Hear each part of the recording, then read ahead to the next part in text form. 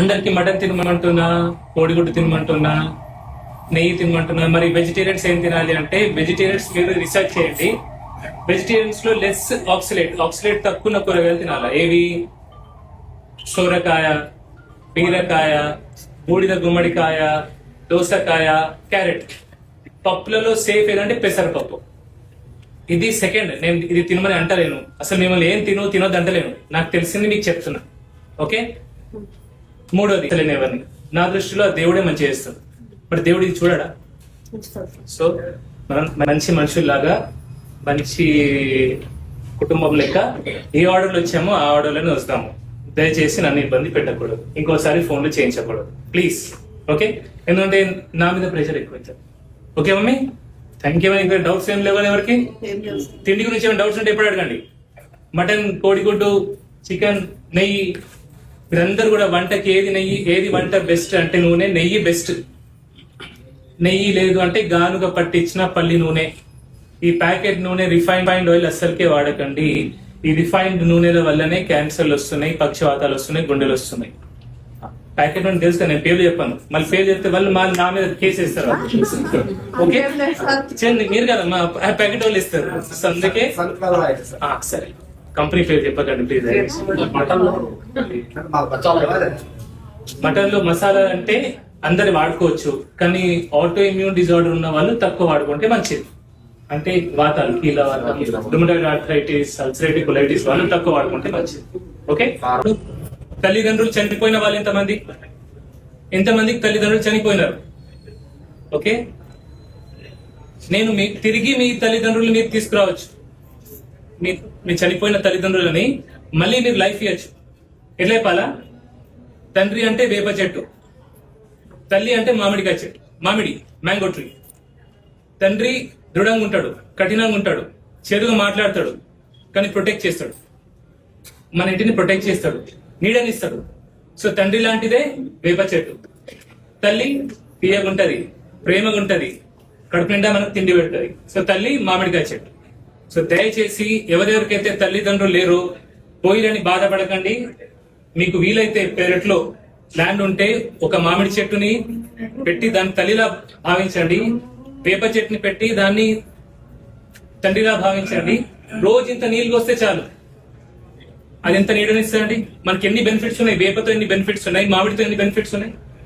So దయచేసి తల్లిదండ్రులు పోయినట్టు బాధపడకుండా ఇట్లా పెంచితే పర్యావరణం మంచిగా ఉంటది. ఓకే, ఎన్విరాన్మెంట్ మంచిగా ఉంటది. మనకు మామిడి పండ్లు దొరుకుతాయి. బయట దొరికే ఇవి కెమికల్స్, ఫర్టిలైజర్స్ తో పెంచే మామిడి పండ్లు కాకుండా మనకు మన ఇంట్లో మనం పెంచుకున్న మామిడి పండ్లు దొరుకుతాయి. లేదు నాకు పెద్ద పేట లేదు, నాకు బిల్డింగ్ ఉంది, దాబాలు ఉంటున్నా అంటే చిన్న చిన్న చెట్లు, చిన్న చిన్న మొక్కలు కూడా, బోన్సాయి మొక్కలు ఉంటాయి, అట్లాంటివి పెంచుకోండి. ఇంటి లోపల మీరు స్నేక్ ప్లాంట్స్ పెంచుకోవచ్చు. స్నేక్ ప్లాంట్స్ ఇంటి లోపల పెట్టుకుంటే దాంతో ఆక్సిజన్ వస్తుంది, అవి కూడా ఎయిర్ ని ప్యూరిఫై చేస్తాయి. సో ఇలాగా ఈ విధంగా దయచేసి చెట్లను కూడా పెంచండి. ఎందుకంటే మన పాపులేషన్ పెరుగుతుంది, మన మనుషుల జనాభా పెరుగుతున్నది, జంతువులు తక్కువైపోతున్నాయి, జంతువుల జనాభా తగ్గుతుంది, చెట్లు కూడా మాయమవుతున్నాయి, వనాలన్నీ మనం డ్యామేజ్ చేస్తున్నాం. సో మన ఇంటి మట్టుకు మనం అట్లీస్ట్ ఇలా పెంచుకుంటే సమాజం అంతా బాగుంటుంది. Okay, thank you. అపాయింట్మెంట్ లేదనే వాళ్ళు ఇప్పుడు నన్ను అడగొద్దు, ముందే చెప్తున్నా. నేను మళ్ళీ ఈ టాపిక్ ఇక మాట్లాడలేను, నేను అలసిపోయాను. ప్లీజ్. ఓకే. సో వాళ్ళకి ఎవరికైతే దొరకలేదు, ఏంటిది, ఇదేంటి, ఏ ప్లేట్? Paper plate. ఎంతమంది అంటున్నారు పేపర్ ప్లేట్? ఇది పేపర్ ప్లేటా? ఓకే. అయ్యో, పేపర్ లాగా అనిపిస్తుంది నాకు. ఇది ఏంటిది? Plastic cover. ఓకే. ఈ ప్లేట్లలో మనం వేడి అన్నం కలిపి మన పిల్లలకు పెడుతున్నాం. ఈ ప్లాస్టిక్ ఎక్కడికి వెళ్తుంది? మన పిల్లల కడుపులోకి వెళ్తుంది, మనం తింటున్నాం. దీంతో ఏమైతుంది? ఇది ప్లాస్టిక్, మైక్రో ప్లాస్టిక్స్ ఉంటాయి, దీనిలో PFAs ఉంటాయి, ఫార్ ఎవర్ కెమికల్స్ అంటారు. దాంతో క్యాన్సర్ వస్తుంది, హార్మోనల్ ఇంబ్యాలెన్స్ అవుతుంది, ఇమ్యూనిటీ, రోగ నిరోధక శక్తి తక్కువ అయిపోతుంది. సో ఇది పేపర్ ప్లేటా, ప్లాస్టిక్ ప్లేటా? కాదు, క్యాన్సర్ ప్లేట్.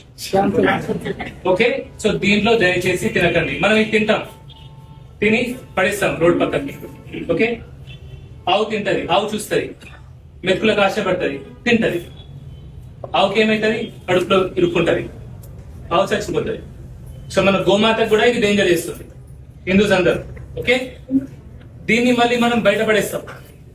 మన మున్సిపాలిటీ వాళ్ళు తీసుకెళ్లి దీన్ని కాలబెడతారు. గాలిలో ఈ ప్లాస్టిక్ కలుస్తుంది, ఏమైతుంది? Lung diseases, lung cancer, lung problems వస్తాయి. పైకి వెళ్తుంది, ఈ కెమికల్స్ అని పైకి వెళ్తాయి. వెళ్ళేమైతుంది? Greenhouse effect, global warming. So దయచేసి ఈ ప్లాస్టిక్ క్యాన్సర్ ప్లేట్లలో తినకండి. ఒకటి, దీని బదులుగా ఆల్టర్నేట్ గా షుగర్ కేన్ తో చేసేవి, బ్యాంబూతో చేసేవి కూడా కొన్ని దొరుకుతున్నాయి. ఇలా చూసుకొని సరిగ్గా చూసుకొని దాంట్లో అది వాడండి. ఇప్పుడు ఫంక్షన్స్ ఉంటాయి, పెళ్లికి వెళ్తాం మనం. నేను 1500 మందిని పిలిచిన, 2000 మందికి తిండి పెట్టినా అని పిలిచినోడు అనుకుంటాడు. మనం అక్కడ పోయి తింటాం, మనకి రిటర్న్ గిఫ్ట్ ఏమొస్తుంది? క్యాన్సర్ వస్తుంది. ఒక్కసారి తింటే ఏమైతుంది అనుకుంటాం, ఒక్కసారి 10 సార్లు అయితే 100 సార్లు అవుతుంది. క్యాన్సర్ కూడా ఒకసారి వస్తుంది. ఒకసారి వస్తే మాత్రం లైఫ్ స్పాయిల్. సో దయచేసి ఈ ప్లేట్లలో తినకండి. పెళ్లి పిలిచేటోళ్ళు కూడా సెరామిక్ ఉంటాయి ప్లేట్స్, ముగ్గురు ఆడవాళ్ళని పెట్టుకుంటే వాళ్ళు కడుగుతారు, పెడతారు. ముగ్గురికి మనం ఉపాధి ఇచ్చినట్టయితుంది, రిటర్న్ గిఫ్ట్ లో క్యాన్సర్ ఇవ్వనట్టు అవుతుంది. ఓకే, సో దయచేసి దీంట్లో ఇది వాడకండి. ఒకటి, షుగర్ పేషెంట్స్ బ్రౌన్ రైస్ తింటారు. బ్రౌన్ రైస్ షుగర్ పేషెంట్స్ తింటే అది ఆరోగ్యానికి మంచిదే కదా. సో బ్రౌన్ రైస్ గురించి 2 విషయాలు మాట్లాడతాను నేను. మీరు బ్రౌన్ రైస్ తినండి, తినకూడదు అది ఏం చెప్పట్లేదు. మీకు నచ్చింది మీరు చేయొచ్చు, కానీ మీకు ఇన్ఫర్మేషన్ అనేది ఉండాలి బ్రౌన్ రైస్ గురించి, వైట్ రైస్ గురించి. So brown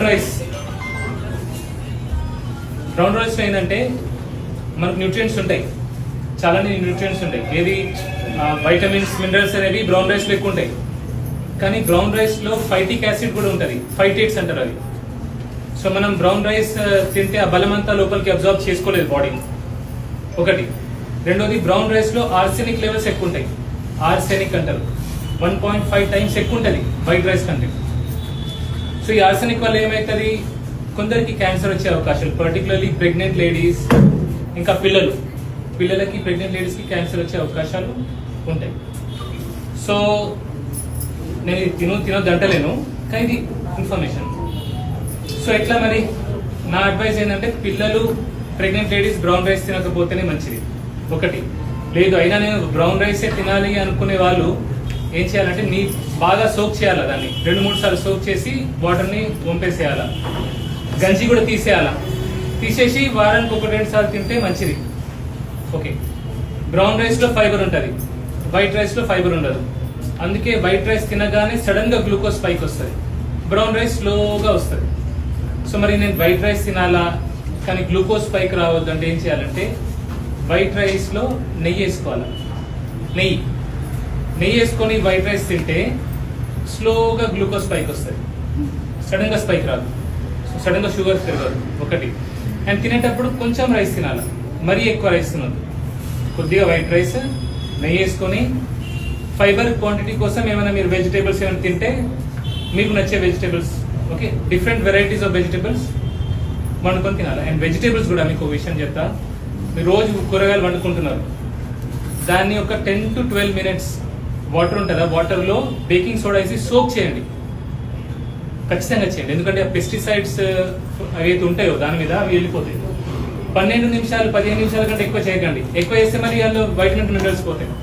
so only 10 to 12 minutes కూరగాయలని బేకింగ్ సోడాతో ఉన్న వాటర్ని తీసేయండి, లేదంటే ఆ కెమికల్స్ అని మన లోపలికి వస్తుంది. ఓకే. సో వైట్ రైస్ తిని కూడా షుగర్ని కొంచెం కంట్రోల్ ఉంచుకోవచ్చు. అండ్ బ్రౌన్ రైస్ మనం అనుకునే అంత హెల్దీ కూడా కాకపోవచ్చు. ఇది నా పర్సనల్ చాయిస్. ఓకే. సో ఇక మీరు ఏం నచ్చితే తినొచ్చు, ఓకేనా. కూరగాయలు అయితే ఖచ్చితంగా చేస్తారు. ఎవరెవరు చేస్తారు ఈ విషయం, ఎవరెవరు చేస్తారు ఈ పని? కూరగాయలు కడుగుతున్నారా? బేకింగ్ సోడా సాల్ట్ పనిచేయదు, బేకింగ్ సోడానే పనిచేస్తుంది. బేకింగ్ సోడాని అది కూడా 10 to 12 minutes. బేకింగ్ సోడా ఎవరు కడగట్లే? నో పెస్టిసైడ్స్ ఉంటాయి, కెమికల్స్. 10-12 నిమిషాలు ఎక్కువ కూడా. ఓకే. అండ్ ఇంకోటి, తిన్న తర్వాతనే ఒక 10 నిమిషాలు రిలాక్స్ నడవండి. షుగర్ పేషెంట్స్ ఎవరైతే ఉంటారో ఒక 10 నిమిషాలు 15 నిమిషాలు నడిస్తే ఏమైందంటే అప్పుడు కూడా గ్లూకోజ్ పైకి రాదు. ఓకే, షుగర్ ఉన్న పేషెంట్స్. ఏంటిది? ఇదేంటి? ఏ ప్లేట్? Paper plate. ఎంతమంది అంటున్నారు పేపర్ ప్లేట్? ఇది పేపర్ ప్లేటా? ఓకే, అయ్యో పేపర్ లాగా అనిపిస్తుంది నాకు. ఇది ఏంటిది? Plastic cover. ఓకే, ఈ ప్లేట్లలో మనం వేడి అన్నం కలిపి మన పిల్లలకు పెడుతున్నాం. ఈ ప్లాస్టిక్ ఎక్కడికి వెళ్తుంది? మన పిల్లల కడుపులోకి వెళ్తుంది. మనం తింటున్నాం. దీంతో ఏమైతుంది? ఇది ప్లాస్టిక్, మైక్రో ప్లాస్టిక్స్ ఉంటాయి. దీనిలో PFAs ఉంటాయి, ఫారెవర్ కెమికల్స్ అంటారు. దాంతో క్యాన్సర్ వస్తుంది, హార్మోనల్ ఇంబ్యాలెన్స్ అవుతుంది, ఇమ్యూనిటీ రోగ నిరోధక శక్తి తక్కువ అయిపోతుంది. సో ఇది పేపర్ ప్లేటా ప్లాస్టిక్ ప్లేటా? కాదు, క్యాన్సర్ ప్లేట్.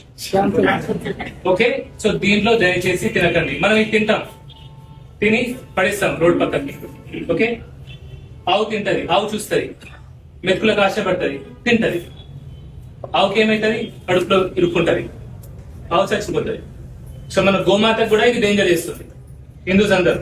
ఓకే, దీన్ని మళ్ళీ మనం బయటపడేస్తాం. మన మున్సిపాలిటీ వాళ్ళు తీసుకెళ్లి దీన్ని కాలబెడతారు. గాలిలో ఈ ప్లాస్టిక్ కలుస్తుంది, ఏమైతుంది? Lung diseases, lung cancer, lung problems వస్తాయి. పైకి వెళ్తుంది, ఈ కెమికల్స్ అని పైకి వెళ్తాయి. వెళ్ళేమైతుంది? Greenhouse effect, global warming. So దయచేసి ఈ ప్లాస్టిక్ క్యాన్సర్ ప్లేట్లలో తినకండి. ఒకటి, దీని బదులుగా ఆల్టర్నేట్ గా షుగర్ కేన్ తో చేసేవి, బ్యాంబూతో చేసేవి కూడా కొన్ని దొరుకుతున్నాయి. ఇలా చూసుకొని సరిగ్గా చూసుకొని దాంట్లో అది వాడండి. ఇప్పుడు ఫంక్షన్స్ ఉంటాయి, పెళ్లికి వెళ్తాం మనం. నేను 1500 మందిని పిలిచిన, 2000 మందికి తిండి పెట్టినా అని పిలిచినోడు అనుకుంటాడు. మనం అక్కడ పోయి తింటాం, మనకి రిటర్న్ గిఫ్ట్ ఏమొస్తుంది? క్యాన్సర్ వస్తుంది. ఒక్కసారి తింటే ఏమైతుంది అనుకుంటాం, ఒక్కసారి 10 సార్లు అయితే 100 సార్లు అవుతుంది. క్యాన్సర్ కూడా ఒకసారి వస్తుంది. ఒకసారి వస్తే మాత్రం లైఫ్ స్పాయిల్. సో దయచేసి ఈ ప్లేట్లలో తినకండి. పెళ్లి పిలిచేటోళ్ళు కూడా సెరామిక్ ఉంటాయి ప్లేట్స్, ముగ్గురు ఆడవాళ్ళని పెట్టుకుంటే వాళ్ళు కడుగుతారు, పెడతారు. ముగ్గురికి మనం ఉపాధి ఇచ్చినట్టు అవుతుంది, రిటర్న్ గిఫ్ట్ లో క్యాన్సర్ ఇవ్వనట్టు అవుతుంది. ఓకే, సో దయచేసి దీంట్లో ఇది వాడకండి. ఒకటి, షుగర్ పేషెంట్స్ బ్రౌన్ రైస్ తింటారు.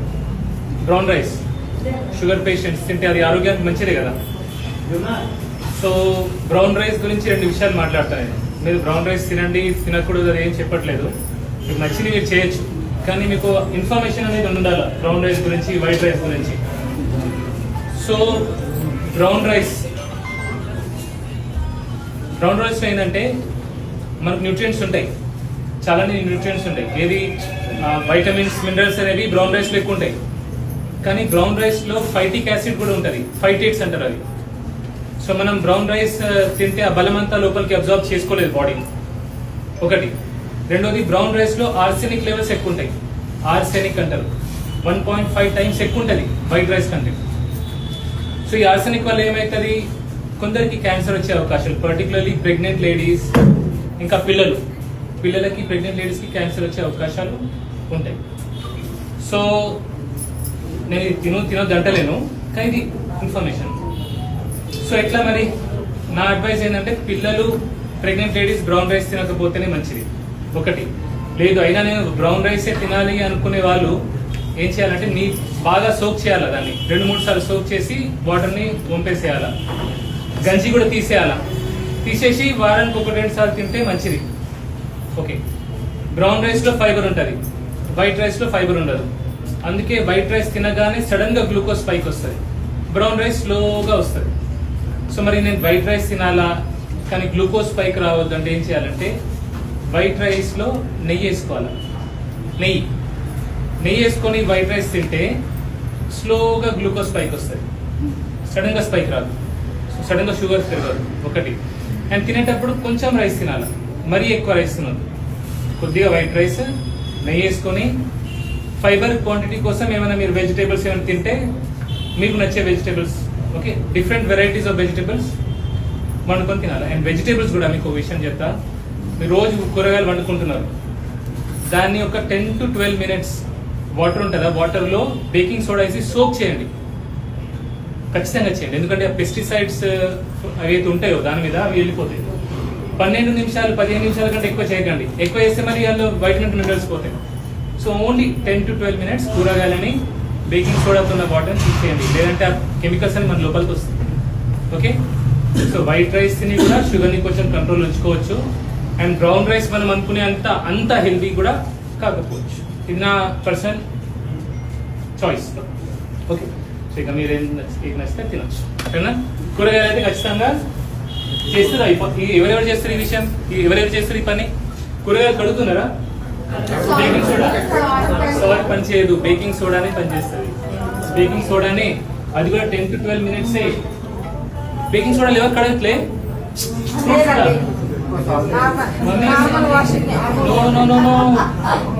పెస్టిసైడ్స్ ఉంటాయి, కెమికల్స్.